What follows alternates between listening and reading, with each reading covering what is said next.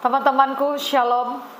Saat ini kita akan menyaksikan sebuah video kesaksian seorang bapak yang memiliki latar belakang sangat mencintai Islam, rajin sholat, rajin membaca Al-Quran, dan menganggap bahwa orang Kristen adalah orang kafir, orang yang tidak mungkin diperhitungkan di dalam kerajaan sorga. Tetapi kemudian bapak tersebut justru pada akhirnya dia berbalik arah. Dia memahami bahwa keselamatan hanya ada di dalam Tuhan Yesus. Seperti apa kisah lengkapnya? Saksikan video kesaksian ini dan semoga memberikan pencerahan ya. Saya pada malam hari ini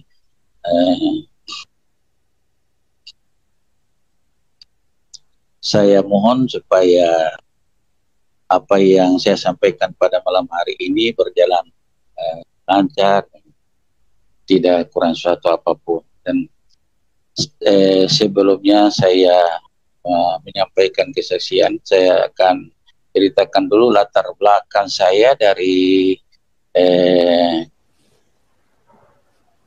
keluarga saya yang dimana pada waktu masih saya lahir tahun 47 dan waktu masih di SD masih tahun 60-an itu di SD itu saya sudah belajar mengaji karena bapak saya juga guru ngaji. Dan ya kalau dari latar belakang memang saya dibesarkan dalam Islam, jadi ndak bisa ini saya paling waktu itu kan yang paling benar itu menurut kepercayaan saya itu hanya memang agama Islam saja. Kalau orang lain itu kita macam orang Kristen itu dulu kita anggap kafir, bahkan saya juga dulu pernah menghina orang Kristen itu. Nah, lambat laun saya dengan singkat saja, saya pada waktu itu memang saya belajar baca Al-Quran. Saya bisa juga baca sedikit-sedikit Al-Quran itu, hanya artinya saya tidak bisa mengerti. Kemudian bapak saya mengajarkan, katanya kalau kamu mau minta sesuatu kepada Tuhan, baca ayat ini. Kalau apa saja yang ini, dia katakan, oh mau minta ini, baca ini, kalau mau minta ini, baca ini. Ya, sudah. Tahu-tahu setelah saya belajar itu Al-Quran yang terjemahannya, apa yang bapak sampaikan bahwa apa yang kamu minta dalam doa itu sesuai dengan kamu punya keinginan, ternyata itu bukan doa tetapi itu hanya kisah. Oleh karena itu setelah itu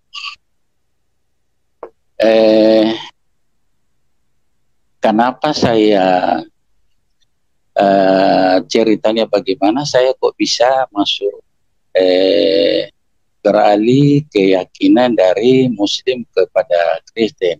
Ceritanya secara singkat ini begini, saya pertama bisa mimpi. Saya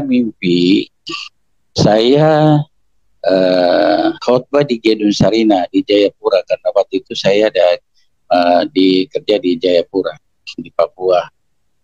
Mimpi pakai jubah, pakai pendeta itu. Terus saya cerita sama istri saya, dia katakan, oh kalau begitu kan kamu harus belajar itu Alkitab, karena itu. Tapi anggapan saya pada waktu itu hanya iblis punya kerja, karena kalau menurut agama Islam saya waktu itu kalau mimpi pakaian hitam itu tidak baik, artinya gelap. Kemudian kedua kali saya mimpi lagi, itu saya sudah punya anak dua. Anak yang pertama dan yang kedua. Saya mimpi dunia ini terangkat, sama dengan bola bumi begitu. sama dengan bola bumi terangkat di langit sana, kemudian saya di atas bersama anak-anak saya 2, kemudian di bawah sumbu bola bumi itu adalah Nabi Isa. Jadi bertiga dengan Nabi Isa pada waktu itu. Yang kendalikan bola itu pada waktu itu Nabi Isa, kemudian saya dengan anak saya di atas, Nabi Isa yang di bawah. Tapi sama-sama dalam satu bola bumi itu. Kemudian saya merasa takut. Saya bilang bagaimana supaya kita bisa kembali ke bumi. Tapi Nabi Musa bilang kalau mau kembali ke bumi harus hubungi Nabi Isa, karena dia yang harus bisa calling kepada Tuhan. Kemudian setelah Nabi Musa dia hubungi Nabi Isa, dia calling kepada Tuhan, maka kami turun ke bumi tapi tidak berkelanjutan. Begitu sampai di bumi tidak sama sekali tidak ada berkelanjutan.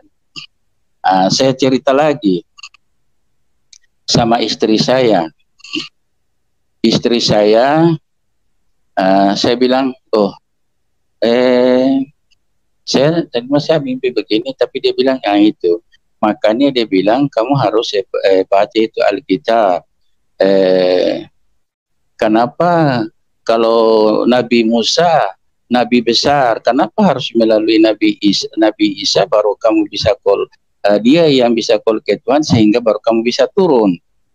Nah, terus terang aja, istri saya ini memang dia Kristen, tapi pada waktu kami nikah tahun 73 itu nikah BS, artinya masing-masing agama masih diizinkan. Jadi kami nikah di pengadilan agama. Tapi maksud saya pada waktu itu kan kalau mau nikah itu, kalau orang Kristen dengan Islam mereka harus kalau itu harus dibaptis, tapi saya pada waktu itu tidak dibaptis, tidak apa, karena saya tahu kalau orang dibaptis berarti saya sudah mau masuk Kristen, sedangkan saya tidak mau masuk Kristen. Dan tujuan saya itu istri saya harus masukkan Islam, karena satu-satunya menurut kepercayaan saya itu agama yang paling benar itu adalah hanya Islam. Nah, di situ makanya apapun yang diberikan segala macam itu saya tidak mau terima, karena memang saya berusaha bagaimana istri saya harus saya masukkan Islam, karena keselamatan hanya di Islam saja. Ini menurut saya pada waktu itu. Sehingga saya juga tidak mau memaksakan dia sudah harus ini, karena sesuai dengan orang punya keyakinan juga pada waktu itu kan tidak bisa memaksakan mau mengikuti agama kita. Demikian juga dari mereka juga tidak bisa memaksakan saya untuk mengikuti agama mereka. Makanya saya masing-masing berdoa dan supaya bagaimana supaya ini. Jadi saya berusaha. Tapi setelah tidak lama kemudian saya mimpi lagi yang ketiga. Saya ada pergi di pantai begitu sekitar jam 5 begitu sore. Pantai itu kalau saya bayangkan itu sama dengan di Kuta, karena pantai besar, pantai luas, banyak sekali orang yang mandi di sana, tetapi pada waktu itu satu pun tidak ada yang saya kenal. Tidak ada yang satu pun yang saya kenal. Pada waktu itu datang badai, badai hitam sekali, kemudian mengamuk itu badai dari laut ke sana, orang semua lari. Jadi saya juga lari, tapi saya sendirian, saya tidak punya teman karena saya sendirian. Jadi saya lari itu melalui hutan-hutan itu, hutan-hutan. Begitu saya dapatkan jalan yang saya tapak begitu, sama dengan jalan yang baru digusur, kemudian saya meraih dengan itu, artinya di situ dengan badan saya macam ada jalan itu kan untuk mau naik ke atas itu harus dengan penuh dengan lumut, licin apa segala, tapi sampai di atas itu ada orang tua, dia tidak mengatakan sesuatu apa-apa, hanya dia berbicara kepada saya, dia bilang, ikutilah jalan ini. Dia tunduk di sebelah kanan, ke sebelah kanannya, karena di sebelah kirinya itu jalan buntu. Dia bilang ikutilah jalan ini karena inilah jalan yang benar. Cuma itu yang dia katakan. Setelah saya jalan, karena di jalan di sebelah kirinya itu jalan buntu, maka saya ikut di sebelah kanannya. Setelah saya jalan kira-kira 30 meter begitu, saya ketemu dengan ini patung Tuhan Yesus, bukan Tuhan Yesus sendiri, tapi hanya patungnya saja, begitu gagah sama dan besar sekali setinggi tiang listrik begitu. Tapi begitu saya ketemu, saya langsung terbangun lagi. Nah, di situ saya berpikir kenapa tadi kok orang tua tadi dia bilang ikutilah jalan ini, inilah jalan yang benar. Saya jalan itu kok ketemu dengan Tuhan Yesus itu. Nah, mulai dari situ saya mulai ambil itu terjemahan Al-Quran, karena pada waktu itu saya masih kerja di Kumdak 21 Irian Barat, pada kalau sekarang ini Polda. Sebelum saya di Dinas Pendidikan masih honor waktu itu, jadi saya minta sama bagian Rohisda cuma 5 juz. 5 juz saja, karena Al-Quran itu kan 30 juz, tapi belum ada terjemahannya sampai 30 juz, itu hanya 5 juz saja yang ada. Jadi hanya saya baca-baca itu. Baru saya mulai baca itu, saya bilang, kamu yang juz itu dia kan hanya ayat-ayat pendek yang dulu biasa Bapak saya diajarkan itu untuk pakai sholat saja. Dia bilang kalau ini baca ini, mau minta apa harus baca ini, mau minta apa baca ini. Tetapi ternyata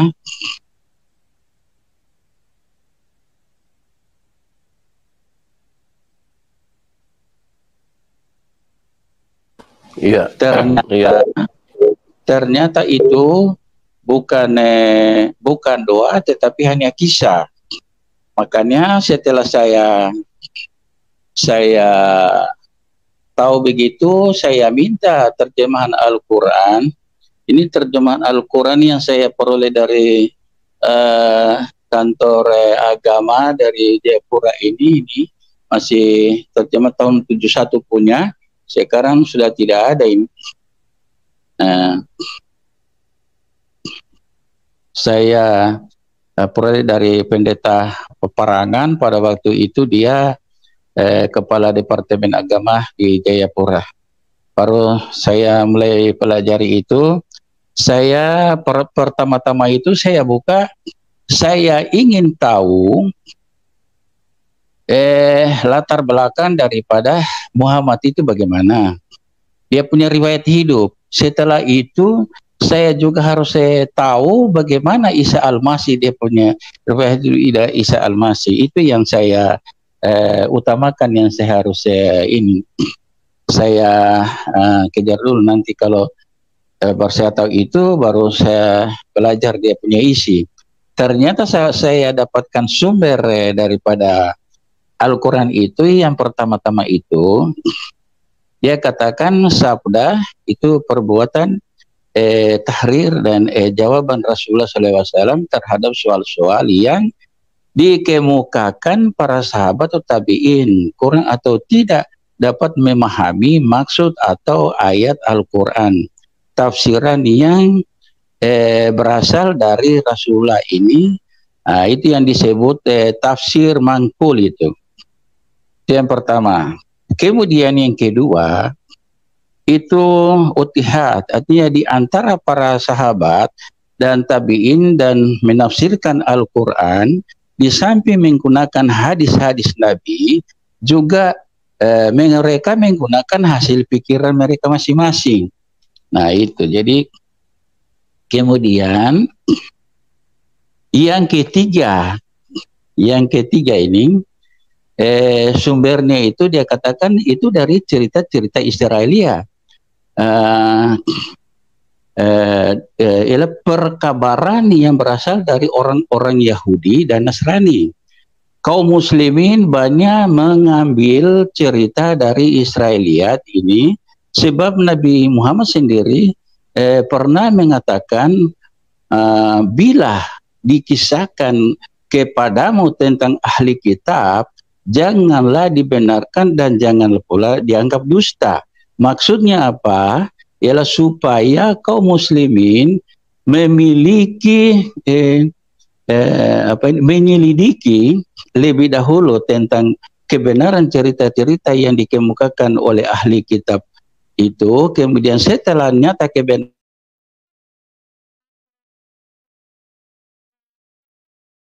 jangan, itu dia punya sumber itu.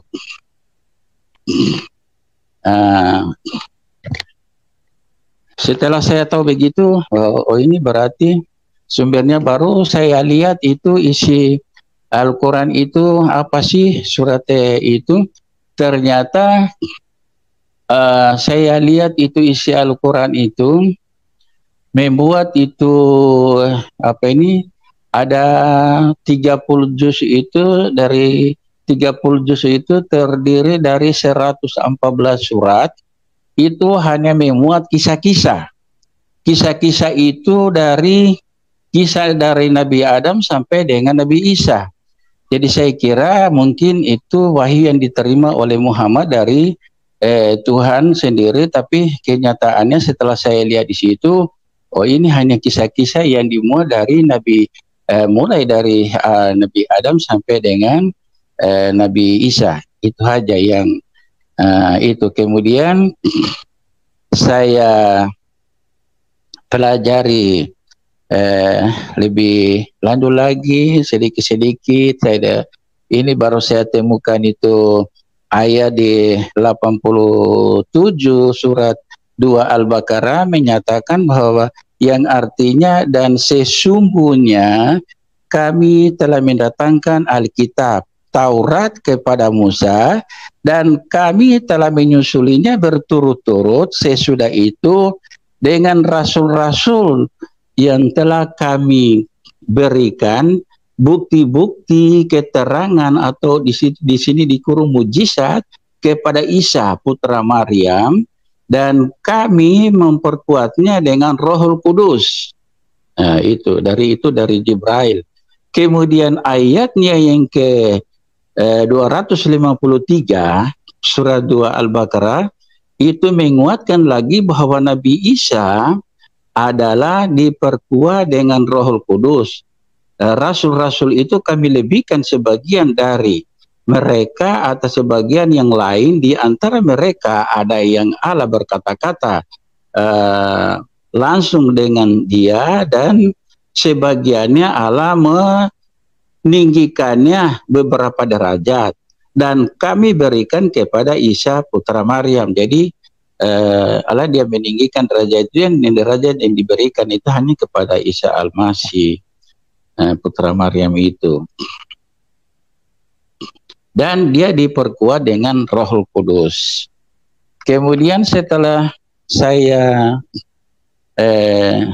dapatkan itu lagi, saya baca lagi. Ini menurut Al-Quran dia katakan, percaya kepada wahyu yang diturunkan Allah Subhanahu wa Ta'ala. Ini percaya kepada wahyu yang diturunkan Allah berarti tidak hanya percaya kepada Al-Quran, tetapi juga percaya kepada segala wahyu yang diturunkan dalam semua masa, serta yang diturunkan kepada tiap-tiap umat. Menurut Al-Quran, menurut ajaran Al-Quran, tiap-tiap umat dimanapun ia berada di muka bumi ini, kepada umat itu diturunkan wahyu. Karena itu orang Islam harus percaya pada kitab Taurat dan Injil dan lain-lain wahyu yang diturunkan Allah Subhanahu wa Ta'ala. Surat 35 Al-Fatir ayat 24 menerangkan. Jadi menurut pengertian saya di sini, kalau begitu sebenarnya orang Islam itu harus percaya kepada Taurat dan Injil. Kalau tidak percaya kepada Taurat dan Injil, dia bukan orang Islam. Hanya saya diskusi dengan saya punya adik, kebetulan sampai sekarang ini adik saya juga masih Islam. Saya bilang, kalau kau tidak percaya Taurat dengan Injil, berarti kau bukan Islam. Kepada wahyu-wahyu yang ditentang segala masa, termasuk itu Sabur Daud dengan Sabur Daud itu tiap Mazmur, kemudian hikmah itu adalah Amsal. Kemudian kita kenal kalau di dalam Isma itu adalah hikmah kitab Amsal Sulaiman. Nah, terus dia bilang apa? Kalau begitu, iya saya bilang kau bukan Islam kalau kau tidak percaya Taurat dan Injil dengan wahyu yang diturunkan dari segala masa sesuai dengan apa yang dikatakan dalam Al-Quran sini. Lalu kalau begitu apa? Saya bilang kalau begitu kamu bukan Islam tapi isi alam. Nah itu yang dia marah sama saya. Nah, artinya saya ceritakan ini bukan apa, ini hanya ini dari saya sendiri, maksud saya itu untuk menguatkan iman saya. Kenapa saya harus itu percaya kepada Yesus Kristus itu. Kemudian setelah itu saya juga selain daripada Al-Quran, saya juga beli hadis. Beli hadis itu Sahih Muslim. Dari kebetulan yang saya dapat waktu itu hanya 4 jilid. Karena saya percaya bahwa dia katakan hadis itu, hadis Sahih Muslim adalah sebuah hadis yang paling dipercaya di antara segala hadis hadis di samping Sahih Bukhari. Karena hadis itulah sumber atau pedoman kedua setelah Al-Quran bagi pembentukan pembinaan insan serta masyarakat Islam dan insan masyarakat Muslim dalam segala bidang kehidupan. Itu makanya sehingga saya belajar juga ini hadis itu. Nah, baru saya baca di situ dan saya temukan di dalam hadis itu dia katakan begini.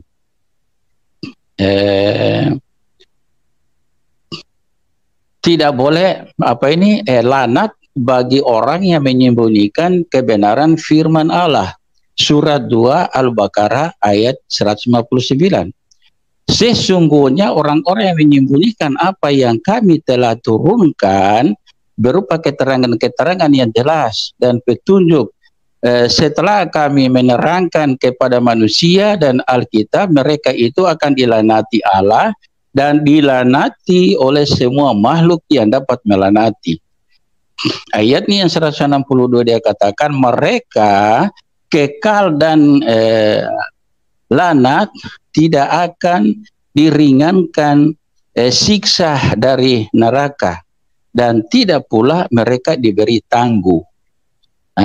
Demikian juga kalau kita di Kristen, saya dapatkan juga di Wahyu 22 ayat 18-19 dia katakan jika seseorang menambahkan sesuatu kepada perkataan itu, maka Allah akan menambahkan kepadanya malapetaka. Kalau menambahkan, ya tertulis yang sesuai dengan Wahyu itu. Jadi baik di Al-Quran itu juga orang tidak boleh menambah, tidak boleh mengurangi, dan tidak boleh juga jadi harus sesuai apa yang kita katakan, yang sesuai dengan kebenaran firman yang disampaikan oleh Tuhan itu sendiri.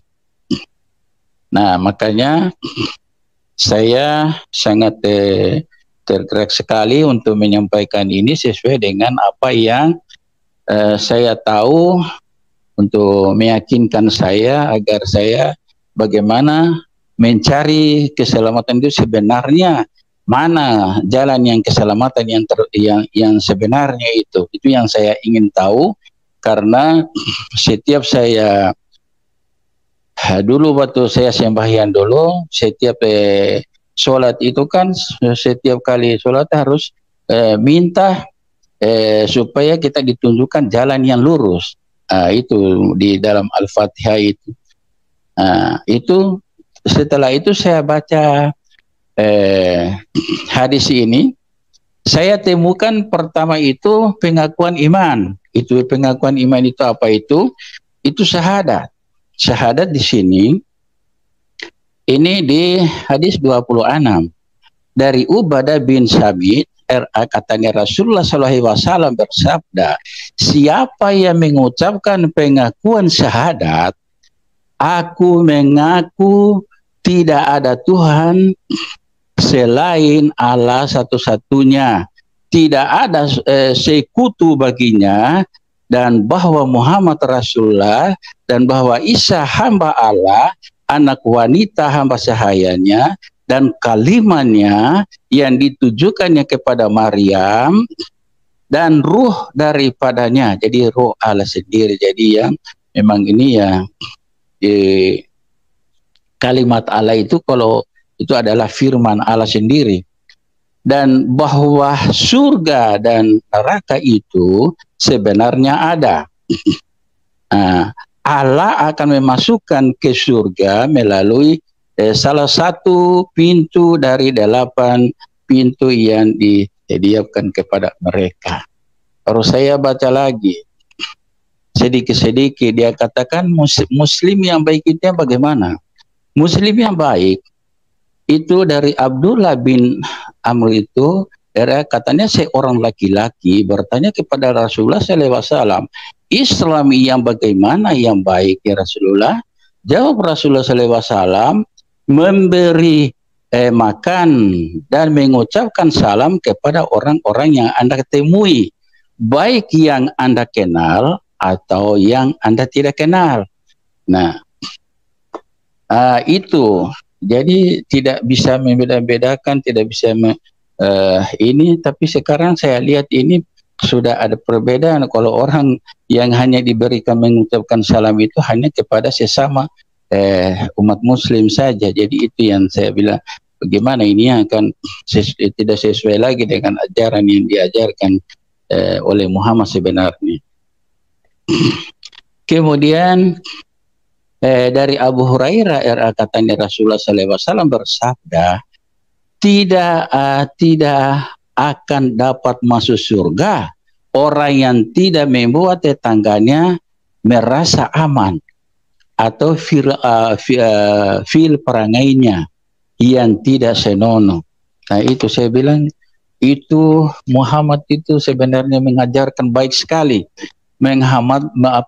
mengajarkan ke baik, yang paling baik, karena dia juga mengajarkan kasih di sini juga. Dia katakan di sini pada hadis yang 42, dia katakan di sini dari Abu Hurairah katanya Rasulullah SAW bersabda, kamu tidak dapat masuk surga sebelum kamu beriman itu artinya percaya sama Tuhan, dan dan kamu belum dikatakan mukmin atau saleh sebelum kamu masih mengasihi satu sama lain.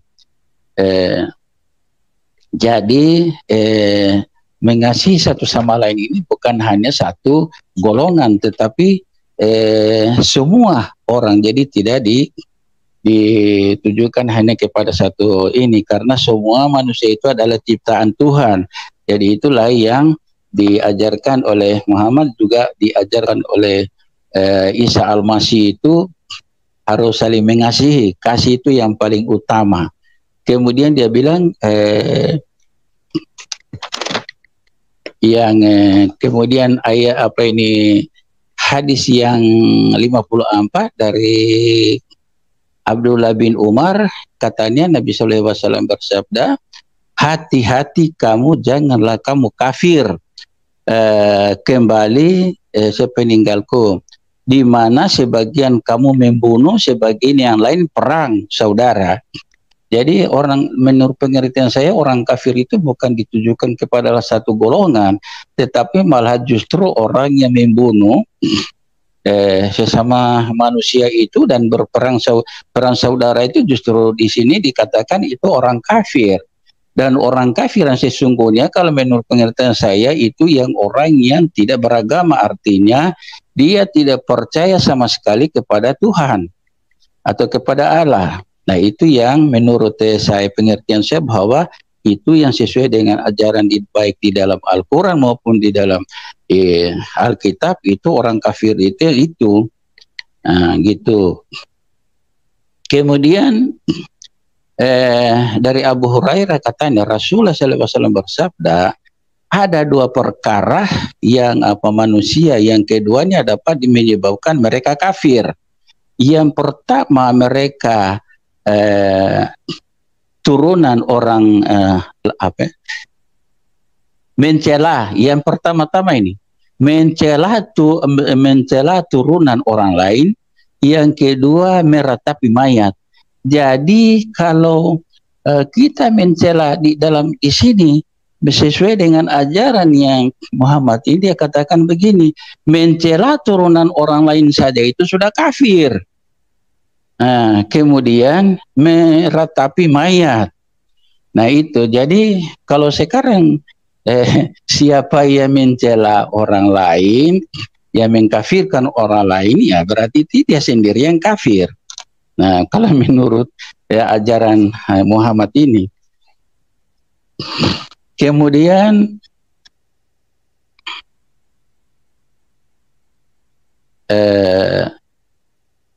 saya temukan ini wanita kurang iman atau kurang taat dari Abdullah ini, katanya dari Rasulullah SAW bersabda, wahai kaum wanita, bersedekahlah kamu dan banyak-banyaklah istighfar, mohon ampun, karena aku melihat kebanyakan isi neraka ialah kaum wanita.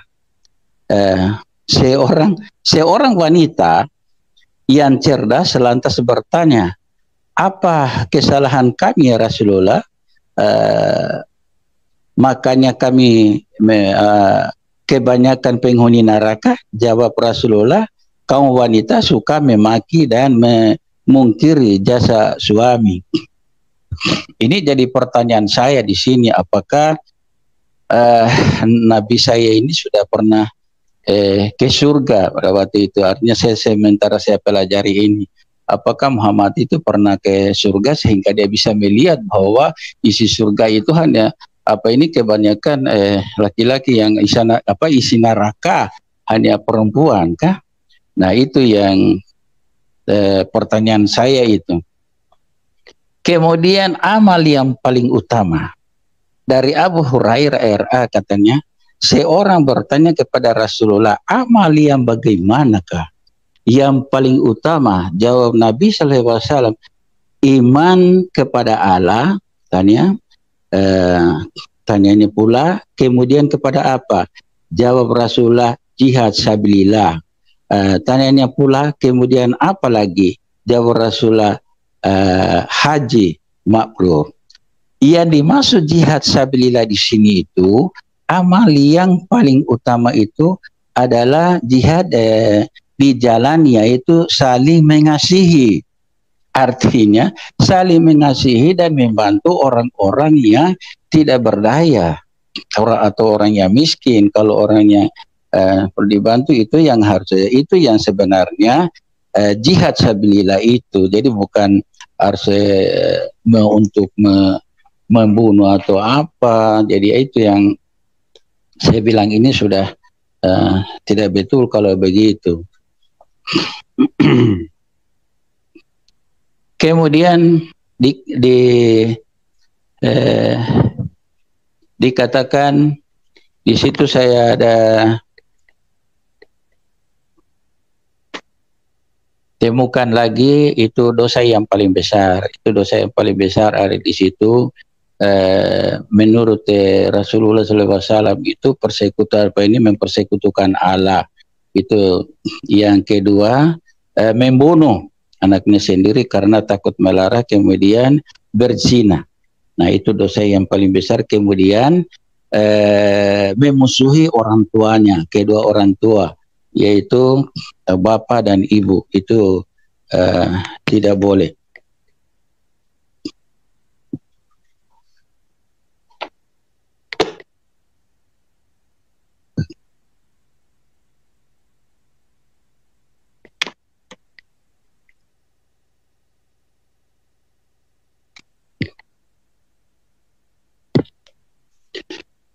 Baru saya temukan bagaimana dengan orang bunuh diri.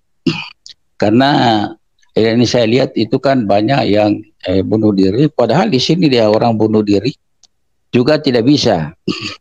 Dari Abu Hurairah era katanya Rasulullah SAW bersabda, siapa yang bunuh diri dengan senjata tajam, maka senjata tajam itu akan ditusuk-tusukannya sendiri ke dalam tangannya, ke perutnya, di neraka.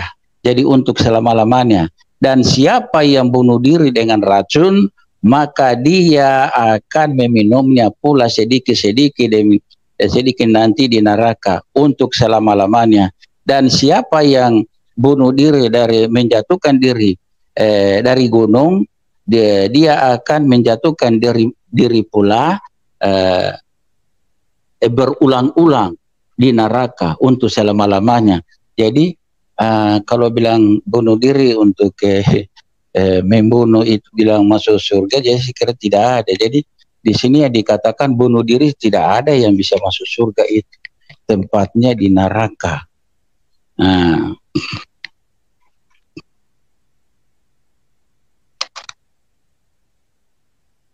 Kemudian ini yang bagi saya yang terus terang aja, saya kenapa setelah saya temukan ini Risalah Muhammad, ini yang sungguh-sungguh menuntun saya untuk memilih, kenapa saya harus memilih Isa Al-Masih sebagai juru selamat, sebagai Tuhan dan juru selamat pribadi saya, yang satu-satunya yang memberikan jaminan keselamatan untuk hidup yang kekal. Karena saya mengikuti Risalah Muhammad. Risalah itu adalah artinya selebaran atau edaran. Itu Risalah Muhammad itu.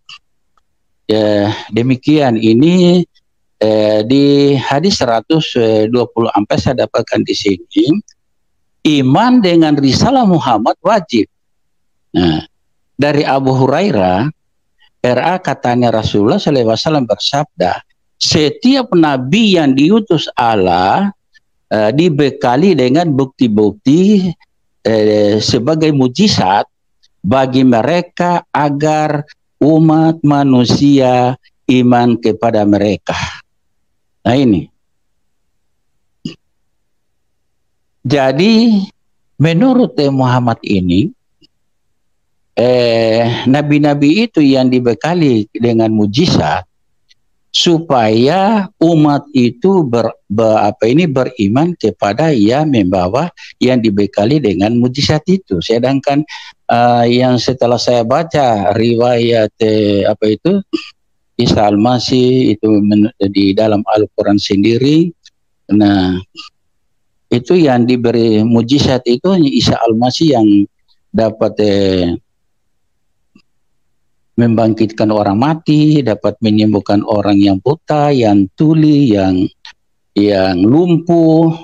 Jadi hanya Nabi Isa yang memang betul-betul yang diberi mujizat yang paling dasar itu. Selain dari Nabi Musa dengan Nabi Isa. Kemudian begini.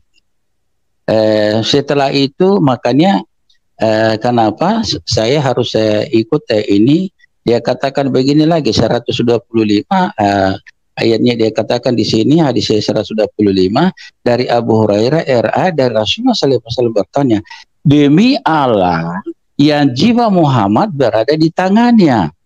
Nah, jadi tiap orang yang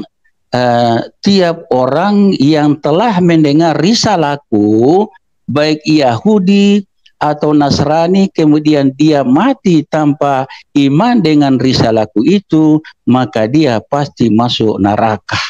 Nah, ini. Jadi karena risalah Muhammad itu dia katakan wajib, jadi seharusnya mereka harus menurut saya ya, yang percaya kepada Muhammad harus ikut ini risalah Muhammad. Apa yang sudah disampaikan oleh ajaran beliau yang paling bagus. Karena dia sendiri beriman kepada Isa Al-Masih. karena jiwanya ada di tangan Isa Al-Masih. Makanya dia bilang, loh gitu gimana? Nah, kemudian saya baca lagi di hadisnya yang 127, apabila Nabi Isa turun. Di sini dia katakan gini, ini dari Abu Hurairah RA, katanya Rasulullah SAW bersabda, demi Allah yang jiwaku di tangannya, sesungguhnya telah dekat masanya Isa anak Maryam akan turun di tengah-tengah kamu. Dia akan menjadi hakim yang adil.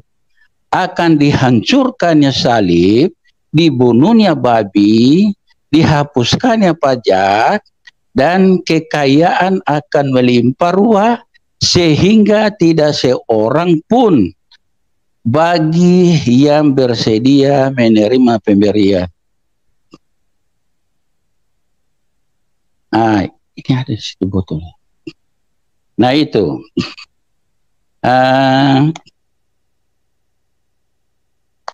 Permisi saya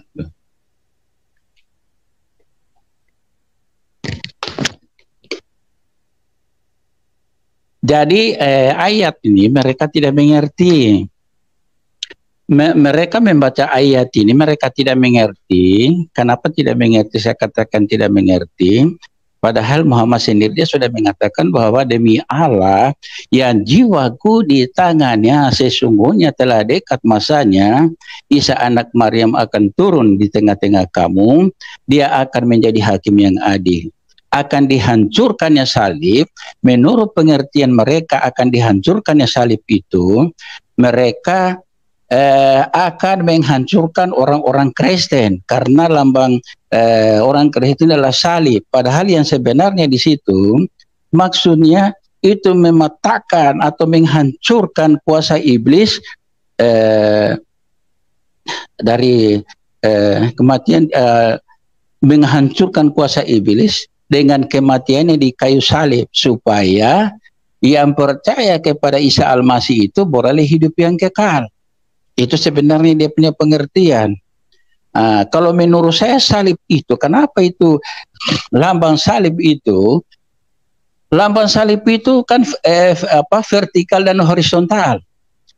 Lambang salib itu vertikal itu artinya itu melambangkan daripada kasih Tuhan Yesus itu dari atas ke bawah, tidak terbatas, kemudian horizontal dan tidak berujung juga. Dari kiri kanan itu tidak punya berkesudahan, dia tidak punya batas.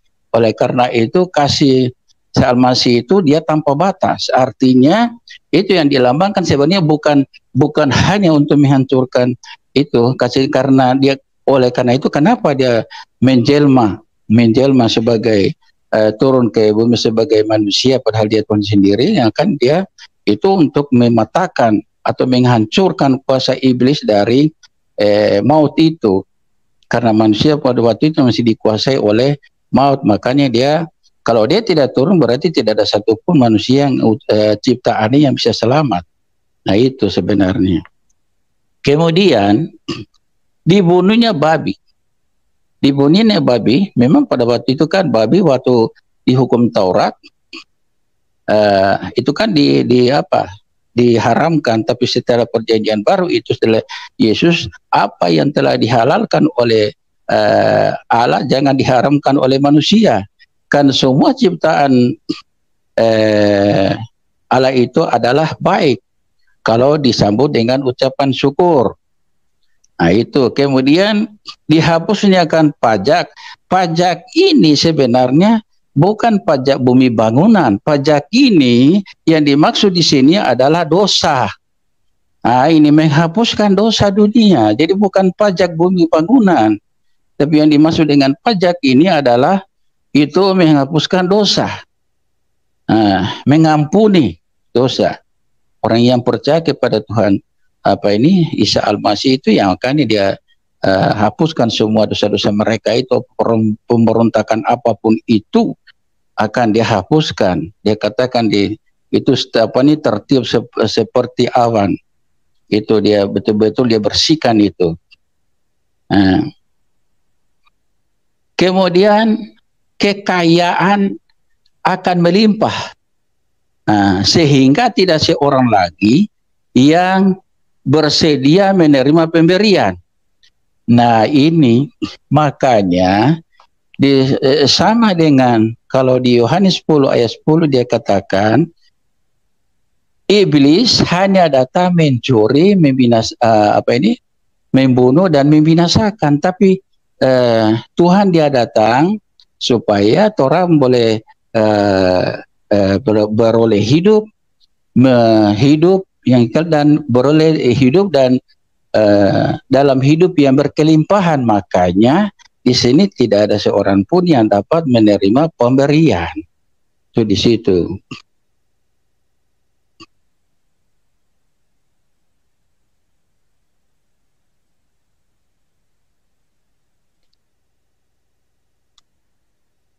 Kemudian ayatnya 128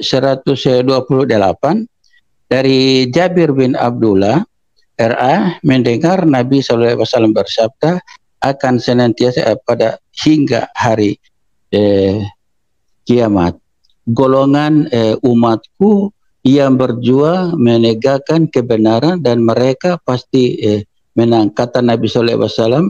Selanjutnya sementara itu Nabi Isa akan turun di tengah-tengah umat lalu memimpin mereka, berkata kepadanya, sudikah anda sholat dan menjadi pemimpin kami? Jawab Nabi Isa di sini, dia katakan begini, tidak, masing-masing kamu boleh menjadi pemimpin bagi yang lain selaku suku kehormatan yang dilimpahkan Allah kepada umat ini.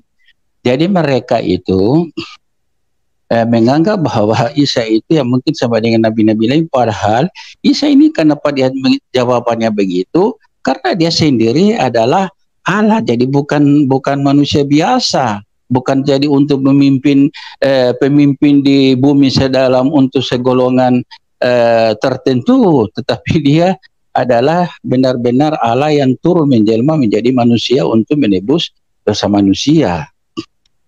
Nah, itu sebenarnya bukan apa. Jadi makanya dia bilang tidak. Jadi dia tidak akan menjadi pemimpin salah satu golongan, tapi karena dia sendiri yang jadi Allah itu sendiri. Kemudian ayatnya yang 133 di sini dia katakan dari Jabir Abdullah Ashari, seorang sahabat Rasulullah SAW, katanya Rasulullah pernah menceritakan tentang putusnya wahyu. Sabda beliau, pada suatu ketika sedang aku berjalan, tiba-tiba aku mendengar suara dari langit. Karena itu terangkat pandanganku ke arah antara ke suara tersebut. Pada tampak olehku malaikat yang pernah datang kepadaku di Gua Hira. Nah, sedang duduk di kursi antara langit dan bumi. Itu yang duduk di kursi antara langit dan bumi itu adalah itu malaikat itu, malaikatnya. Sabda Rasulullah SAW selanjutnya, dengan perasaan terkejut bercampur takut, aku segera pulang. Sampai di rumah aku berkata kepada Khadijah, ini istri yang pertama, selimuti aku. Khadijah pun segera menyelimutiku. Sedang aku berselimut itu, Allah tabaraka wa ta'ala menurunkan ayat. Ini pertama-tama Muhammad dia menerima wahyu dari Tuhan melalui Jibrailin. Hai orang yang berselimut, bangunlah dan berikan peringatan. Dan Tuhan engkau agungkanlah, dan pakaian engkau bersihkanlah, sucikanlah, perbuatan dosa jauhilah. Nah, ini ada di Al-Mudatsir 1-5. Jadi kalau menurut saya ini, wahyu yang pertama ini adalah Muhammad disuruh bertobat. Ini sebenarnya kata-kata ini wahyu yang pertama ini, Muhammad disuruh bertobat ini. Karena dia katakan, hai orang yang berselimut, bangunlah, berikan peringatan. Karena memang dia hanya sebagai pemberi peringatan. Tuhan engkau agungkanlah, artinya dia harus saya besarkan itu Tuhan. Pakaian engkau bersihkanlah, sucikanlah. Pakaian itu kan melambangkan kita punya kelakuan yang masa lalu, orang punya hidup yang harus menanggalkan itu segala apa yang dulu kalau pernah artinya menanggalkan kehidupan yang lama. Iya. Kemudian dia katakan bersih apa ini, sucikanlah, pakaian engkau bersihkanlah. Nah, pakaian engkau bersihkanlah, sucikanlah. Kemudian perbuatan dosa jauhilah.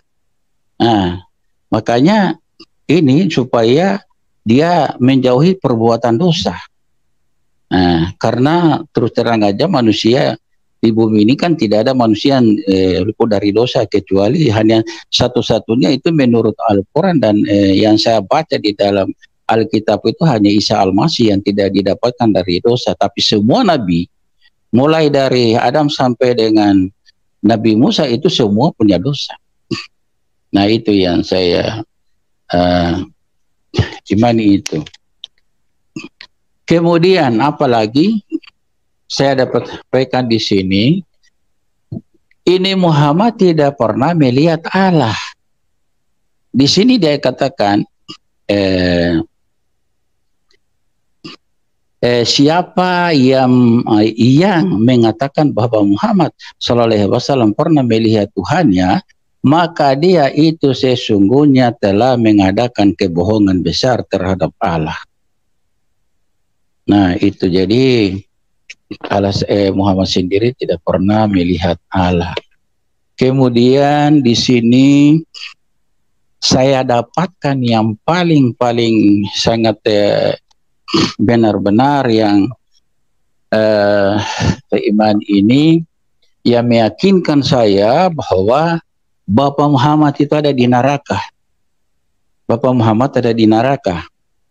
Ini hadis dari Sahih Muslim ayat dari 162. Ini dari Anas RA katanya, seorang laki-laki bertanya kepada Rasulullah Shallallahu Alaihi Wasallam, ya Rasulullah, di mana tempat bapakku? Jawab Nabi Shallallahu Alaihi Wasallam, di neraka. Ketika orang itu berlalu, Nabi Shallallahu Alaihi Wasallam memanggilnya kembali serta seraya bersabda, sesungguhnya bapakku dan bapamu di neraka. Nah, setelah saya baca ayat ini kok saya kaget, karena loh, ini kok Bapak Muhammad sendiri di neraka. Lalu bagaimana peran dia sebagai nabi sedangkan orang tuanya, bapaknya sendiri dia tidak bisa selamatkan? Baru saya baca lagi di ayatnya yang 163 ini dia katakan begini. Dari Abu Hurairah RA katanya, ketika Allah menurunkan ayat dan peringatkanlah keluargamu yang terdekat, itu surah 214 dalam Al-Quran kan ada di surah 214. Karena itu Rasulullah SAW memanggil kaum orang-orang Quraisy. Setelah mereka berkumpul, ternyata mereka ada dua kelompok, yaitu umum dan khusus. Jadi yang umum ini adalah bangsa orang Arab ini dari Quraisy, yaitu dari suku Muhammad, kemudian yang khusus ini keluarga khusus yang terdekat dari Muhammad sendiri. Nah, di sini Muhammad dia katakan, karena itu Nabi Shallallahu Alaihi Wasallam bersabda, hai Bani Ka'ab bin Lu'ai, selamatkanlah dirimu dari neraka. Hai Bani Murrah bin Ka'ab, selamatkanlah dirimu dari neraka. Hai Bani Abdul Sam, selamatkanlah dirimu dari neraka. Hai Bani Abdul Manaf, selamatkanlah dirimu dari neraka. Hai Bani Hashim, selamatkanlah dirimu dari neraka. Hai Bani Abdul Muthalib, selamatkanlah dirimu dari neraka. Hai Bani Hai Fatimah, ini istrinya sendiri malah, selamatkanlah dirimu dari neraka. Sesungguhnya aku tidak kuasa apa-apa untuk membelamu di hadapan Allah kelak, selain hubungan keluarga yang hanya dapat kupenuhi sebaik-baiknya di dunia ini saja.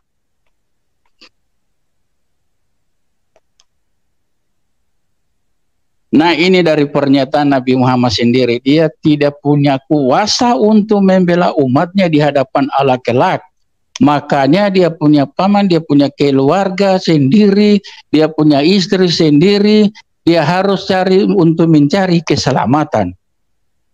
Karena dia katakan, sesungguhnya aku tidak kuasa apa-apa untuk membelamu di hadapan Allah kelak, selain hubungan keluarga yang hanya dapat kupenuhi sebaik-baiknya di dunia ini saja.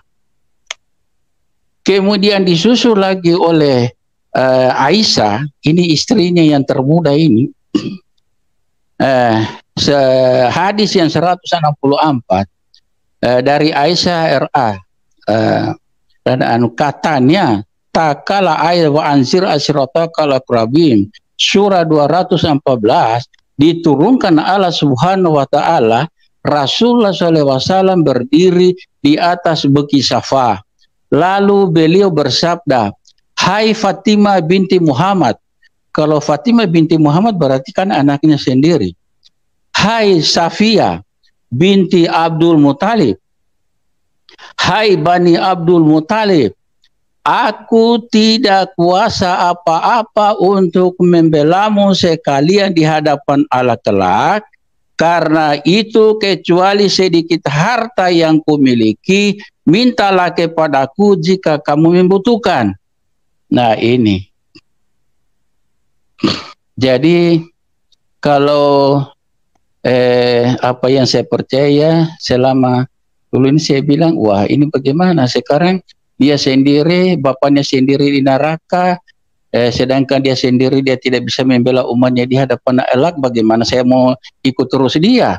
Sedangkan di sini jelas-jelas ini saya baca dari dia punya ajakan sendiri.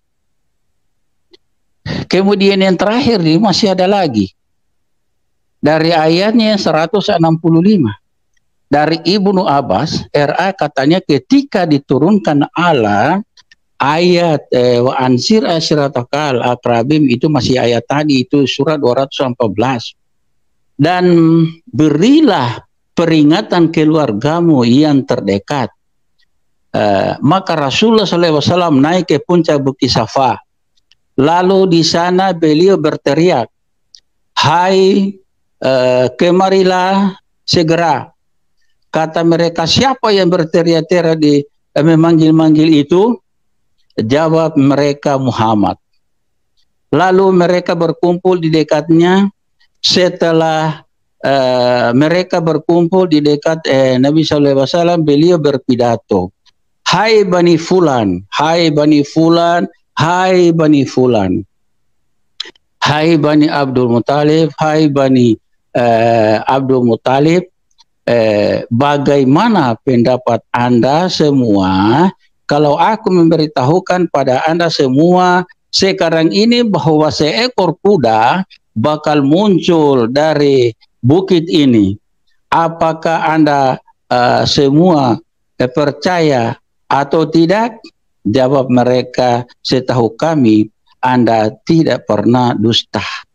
Jawab Nabi, maka sekarang aku hendak mengingatkan Anda semua bahwa di hadapan kita menunggu siksa derita yang amat dahsyat. Pada waktu itu baru kata-kata itu yang disampaikan Muhammad dan dengar oleh Abu Lahab. Abu Lahab dia katakan begini, kata Abu Lahab, biar celaka kamu hai Muhammad. Apakah untuk ini kau mengumpulkan kami? Sesudah itu dia pergi lalu turun ayat Lahab. Binasalah kedua tangan Abu Lahab dan sesungguhnya dia akan binasa. Tidaklah berfaedah kepadanya harta bendanya, apa yang diusahakannya kelak, dia akan masuk ke dalam api yang bergejolak. Dan begitu pula istrinya yang membawa kayu bakar yang di lehernya ada tali dari sabut. Itu Lahab 1 ayat sampai 5. Makanya kenapa itu turun ayat Abu Lahab itu, karena ini pada waktu itu Muhammad dia memberikan untuk mencari keselamatan kepada Abu Lahab, tapi dia tidak mau untuk menerima itu. Justru dia malah mengutuk Muhammad biar dia lah yang mati. Makanya waktu dia pulang dia tidak sampai ini disambar langsung oleh api dari langit. Termasuk istrinya juga tidak selamat karena dia melawan. Muhammad dia sudah suruh beri untuk mencari keselamatan, tapi dia malah justru mengutuk ini Muhammad lagi. Nah itu. Jadi kemudian masih ada yang saya harus persampaikan yang terakhir ini, dia gini. Dia katakan di sini, menurut ini dari Muhammad sendiri, bahwa masuk surga karena rahmat Allah Ta'ala. Rahmat itu rahmat ini saya tadinya tidak tahu itu rahmat itu apa. Tapi karena saya lihat di dalam Alkitab, rahmat itu artinya kasih karunia. Jadi diselamatkan hanya karena kasih karunia. Tapi kan mereka juga tidak tahu. Termasuk saya juga tidak tahu kalau rahmat itu apa. Karena rahmat Allah padahal kasih anugerah. Artinya keselamatan itu hanya semata-mata dari pemberian Allah semata. Jadi bukan karena amal perbuatan segala macam atau pengorbanan kita yang begitu banyak sehingga kita bisa diselamatkan, tapi tidak.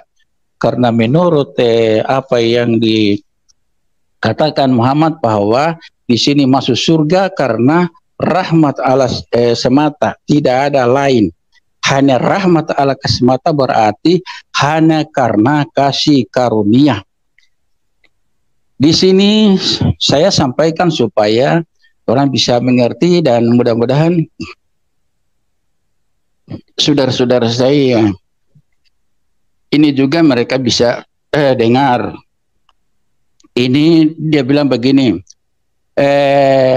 ini hadis 2412 dari Sahih Muslim. Masuk surga itu karena rahmat Allah semata Ta'ala. Dari Abu Hurairah RA, dari Rasulullah SAW, sabdanya, tidak seorang pun di antara kamu yang amalnya akan dapat menyelamatkannya. Tanya seorang laki-laki, amal Anda juga begitu ya Rasulullah? Jawab beliau, ya aku juga, tetapi Allah melimpahiku dengan rahmatnya. Karena itu tambah giatlah kamu meluruskan amalmu. Ini jadi amal apapun itu tidak akan menolong untuk masuk surga. Kalau menurut ayat ini yang Muhammad berikan kepada umatnya ini. Kemudian dari Abu Hurairah, masih dari Abu Hurairah katanya, Nabi Shallallahu Alaihi Wasallam bersabda, tidak seorang pun amalnya dapat memasukkannya ke surga. Lalu beliau ditanya orang lagi, Anda juga ya Rasulullah? Jawab beliau, aku juga tidak, tetapi Allah melimpahiku dengan rahmatnya. Nah ini jawaban beliau. Selalu dia hanya menjawab dengan rahmat Allah, artinya keselamatan itu hanya dengan kasih karunia, bukan karena amal perbuatan. Ya, karena dia sendiri mengimani Isa Al-Masih, mengikuti Isa Al-Masih. Nanti sebentar saya akan bacakan itu ini juga apa yang diyakini oleh Muhammad, buku yang tulisan itu. Kemudian dari Jabir katanya mendengar Nabi Sallallahu Alaihi Wasallam bersabda, bukan amal seseorang yang memasukkannya ke surga atau melepaskannya dari neraka, termasuk juga aku, tetapi ialah semata-mata rahmat Allah Subhanahu wa Ta'ala belaka. Nah ini.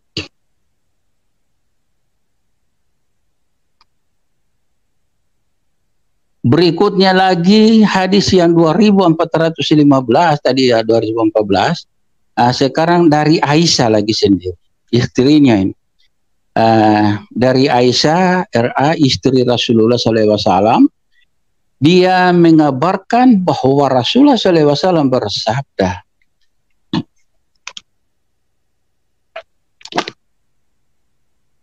tingkatkanlah amalmu dengan baik, atau lebih dekatlah kepada kebaikan, dan bergembiralah karena amal seseorang tidak dapat memasukkannya ke surga. Tanya para sahabat, amal Anda juga begitu ya Rasulullah? Jawab beliau, amalku juga begitu, tapi Allah Ta'ala melimpahiku dengan rahmatnya. Kemudian yang terakhir saya akan bagikan, meningkatkan amal ibadat. Ini dari Muhira bin Subah katanya Nabi Muhammad pernah melakukan sholat sampai bengkak kedua tumit beliau. Lalu beliau ditanya orang, mengapa Anda memaksa diri sendiri? Memaksa diri begini, padahal Allah Ta'ala telah mengampuni segala dosa Anda, baik yang telah lalu maupun yang akan datang. Jawab Rasulullah SAW, tidak bolehkah aku menjadi seorang hamba yang tahu bersyukur? Nah itu, jadi saya sungguh mengerti. Ini Muhammad ini dia punya jawaban-jawaban hebat sekali, dan beliau itu baik sekali. Sebenarnya ajaran ini yang paling bagus, tapi saya tidak tahu kenapa sekarang kok tidak ajaran ini kok tidak diamalkan gitu.